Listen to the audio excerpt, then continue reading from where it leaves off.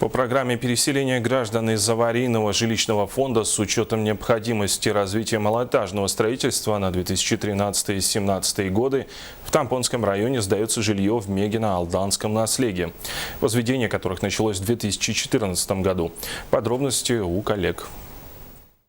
По программе переселения граждан из аварийного жилищного фонда с учетом необходимости развития малоэтажного строительства на 2013-2017 годы в Тампонском районе сдается жилье в Мегино-Алданском наследии, возведение которого началось в 2014 году. Строительство жилых домов в Мегино-Алдане осуществлялось давними партнерами-застройщиками, обществом с ограниченной ответственностью «Атлант», директор Кирилл Федоров с июля 2014 года по проекту Саха инвестиционной компании. Введено в строй два 16-квартирных дома. Общая площадь квартир составляет 863,46 квадратных метров стоимостью более 33 миллионов рублей.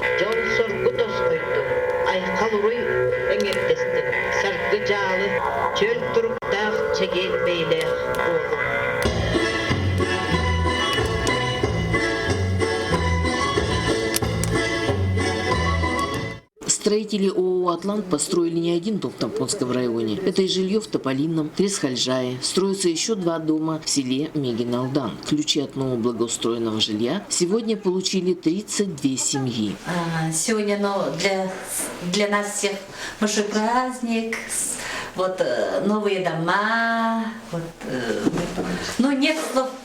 Радость.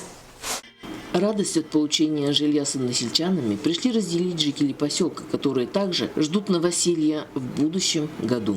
Нина Ханарова, Мария Винокурова, Наталья Пермякова, НВК «Саха», Тампонский район.